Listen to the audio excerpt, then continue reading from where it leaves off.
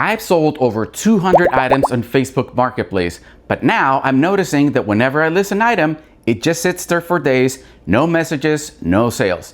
And if you're noticing the same, you are not alone. So in today's video, I'm going to be covering three main sections. Number one, what's going on with the economy? Number two, I'm going to show you some data that is driving me to make conclusions that Facebook is definitely doing some changes in the algorithm. And number three, more importantly, and make sure you stick with me, what can you do to make sure your listings are noticed on Facebook Marketplace? So with that, let's go ahead and get started. Let's go ahead and kick it off. First of all, like I said, is what's going on with the economy. So one of the things, I don't know if you're familiar with this, but this is the Consumer Sentiment Index. And again, this tells us how folks are feeling about the economy. It is not how the economy is, it really is more about sentiment. But how people feel directly impact, obviously, what they do and how they spend their money. So one of the things to note is here more recently in April of 2026, we had the lowest score that we ever had. So this is a 49.8 points. This is the lowest consumer sentiment that we've ever had in the history of this index. Now, again, we came really close here in June of 2022. We had a 50. And then you can see anything that you see here in gray indicates that there was a recession in the US economy. So what we're noticing here is even though we're not officially in a recession, people seem to feel as if they are, and people are acting, so to speak, as if they are. So this again impacts how people are selling or buying different things for you. So if you're flipping furniture, obviously you're gonna be noticing this. I started noticing folks asking if I delivered. That was unusual because usually folks will just stop by and pick up items. But with the increasing prices in gas, I noticed people are asking, hey, did you deliver? Then the second thing I started noticing a little bit after that, a few weeks afterwards, was getting really extreme lowball offers. I'm talking about products that I was selling or listing for $300 and I'm getting an offer for $100. So literally folks offering a third of what I'm asking. Now, another thing that I noticed that a lot of those folks are flippers themselves. So it seems that it's a more competitive environment right now. More folks are going into flipping. And the folks that are the consumers, the ones that are actually buying stuff, are maybe not necessarily as enthusiastic about prices. So let me go ahead and show you here in the flipping app, which is what I use to track some of my sales. Let me show you what I'm talking about. So we're going to visualize this here. Let me get rid of profit and all these things. Now, this graph alone tells us how long something has been in the market. One of the things that I started noticing was the products that I was having were staying longer on a listing. So you can tell, obviously, this started really in about the end of April. Things that I had listed in there were lasting a lot longer. Usually I would sell things within a week. It wasn't that bad, but then those numbers kind of started increasing. So you can see kind of peaking around 11.5 days on average that it took some of these items to sell. Now, the other thing that I started noticing, and again, the flipping app helps us track this, is the discount rate. What does that mean? That means if I list something for, let's say, $100, and folks are negotiating back and forth, and we end up with, $80, I discounted 20% off the price of the item, right? And so this was also an indication, as you can tell here, during March, on average, I was doing around, 24, 22, 15, even at the lowest. Of a discount rate. As we started approaching April, that discount rate goes up. Now we're seeing 31%, 27%, again, probably at least 24%, which is higher than anything else for the most part that we had seen before. Those were two things that I started noticing as indicators, again, that the economy maybe was not doing as well. And again, that we needed to kind of switch what we're doing here. So let me go ahead and show you now transition as to what we're seeing in Facebook Marketplace. Here are some of the items that I am selling. In the past, under category, I would actually be able to go into furniture, patio furniture, outdoor, patio set or something like that. So I was able to get very specific. And now you can see that I don't have those options anymore. All I can do is literally just select furniture. So that was definitely a change. Now, the other thing that I started noticing is you can't track saves anymore. So in the past, you were able to see the number of saves that you have in here. That is no longer the case. You can't see that anymore. And then the other thing that I'm noticing is the clicks. Those clicks have been a little bit all over the place, meaning some products are kind of getting way too many clicks. I'm talking about like 900, 1,000 clicks before I even get a single inquiry. So in the past, you would see a lot of times, hey, is this product available? Just know all those type of things. I can't see that. I don't see that anymore. It did seem interesting that we're not seeing as many folks reaching out for the number of clicks that we're getting. So that was something else that was kind of new. All right, and there you have it. That is what's going on in Facebook Marketplace right now. Again, if you're noticing your sales are slowing down, it is not just you. But this video is not about complaining. This video is about what we can do to make sure we continue selling. Right now, there are thousands of people selling on Facebook Marketplace, and I'm still able to sell, but I gotta make sure I'm paying attention to these items. So let's go ahead and focus on what you can do to sell on Facebook Marketplace. Okay, so here are some of the things that I've tried that I know work for me. So make sure that you're listing on items on the app and not on your desktop. That means go on your phone, list the item on your phone instead of listing them on your computer. One of the things that I've noticed is when I'm listing from my desktop, I don't get the full range of options to select the product type that I'm selling. So what I'm wondering is on the back end, Facebook is probably trying to use AI to determine what kind of product this is. And when they do that, this takes time. And so one quick way around this is use your phone, take the photos on your phone, list directly from your phone using the Facebook Marketplace app. The other thing you could do is you can actually start the listing on your computer, list it, and then go back and revise it from your phone so that you see the full options of product listings, which should get you more visibility. All right, so here's another important thing. Make sure that you reply quickly to any inquiry you get on Facebook Marketplace. Now, we all get those, hey, is this item available? We get those all the time.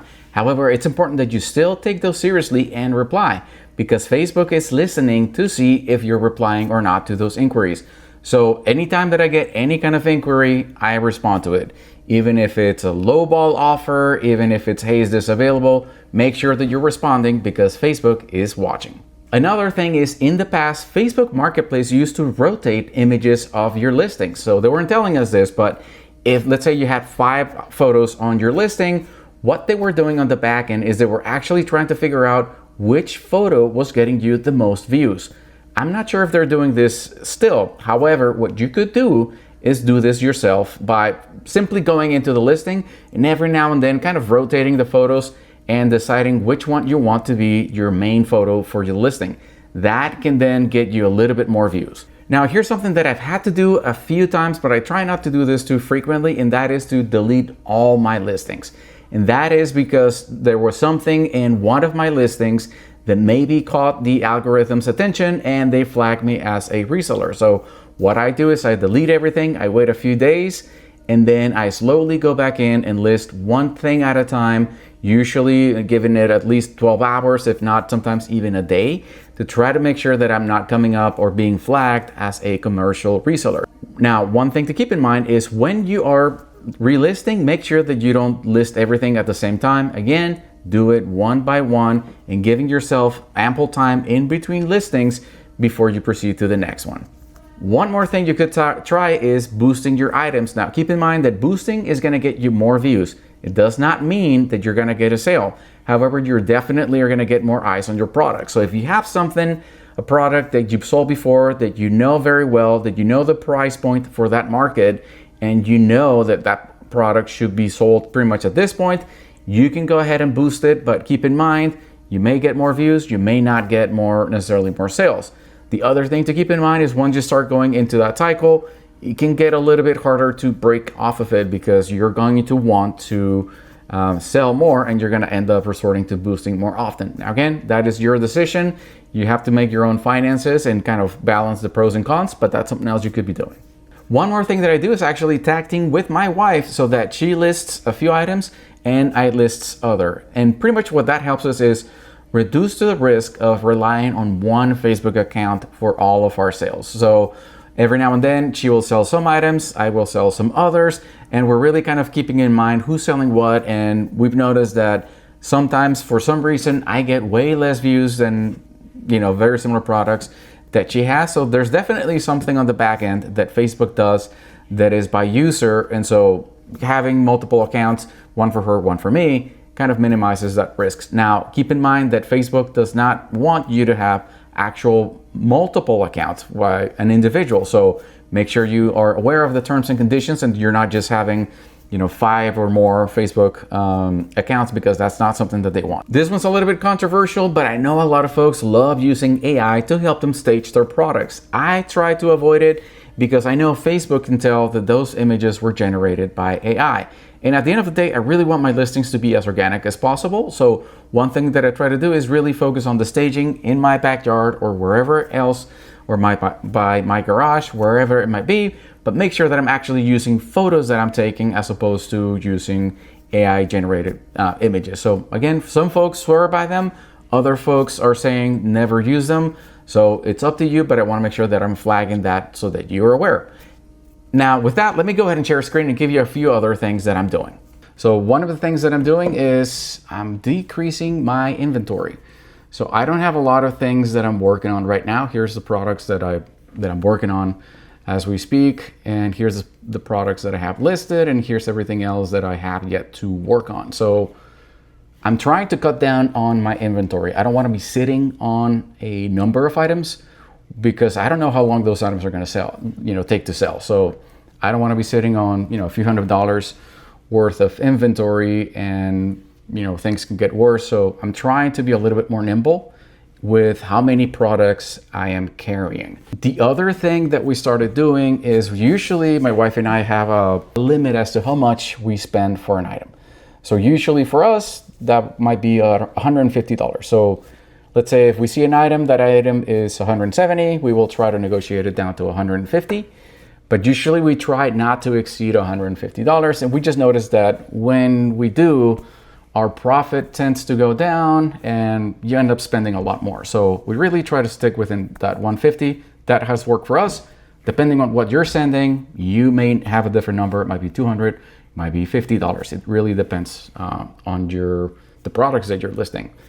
But one of the things that we're starting to do is we're actually going to decrease that number. So instead of 150, we're now doing 100 at the most, and we really try to stick with really more around $50. So any product that we can get, we try to get it for 50, no more than 100.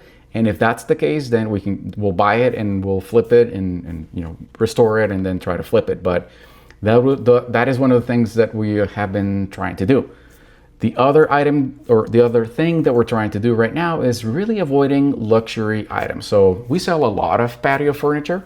But patio furniture is, you can see here, pretty much the items that revenue by type.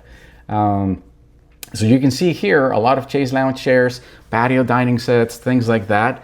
Those items, when you're kind of in a mindset of a recession, they're not going to sell as much, right? So we're trying to shift a little bit. We're trying to sell more things that people may need a lot more frequently. So indoor, furniture type of thing. So those are some of the things that we're doing, and we're really also trying to focus on lowering our costs. So, I'm not going to, let's say, the Home Depot and getting paint. We really try to buy in bulk, and we do that to lower our costs. If I go to Home Depot and buy, let's say, a can of spray paint, that's going to be, $7, something like that. If I get that at Lowe's, let's say if I buy the whole box, that I can cut it down to about $5. If I find it on Amazon as a package, I may even be able to get it for about $4. So that's about half if I were to go to the Home Depot. So again, we really try to cut our costs. We try to keep things mostly within the same colors so that we're not spending a lot of time or money on paint. So those are some of the things that I'm doing. If you're noticing things as well, as you're trying to flip things, let me know. I'm really interested in trying to learn more about what others are seeing and hearing. So if you're noticing something, let me know. I really want to hear more from you. And that's it. So those were the main things that I've started noticing here in the last few months. Again, change in Facebook and a change in the economy. So I know we'll be able to get through this. The U.S. economy is the strongest in the world, and I'm sure we're going to be get out of this here pretty soon. So hang in there. If you have any questions or any thoughts as to some of the things that I'm sharing here, let me know. And with that, I'll see you on the flip side.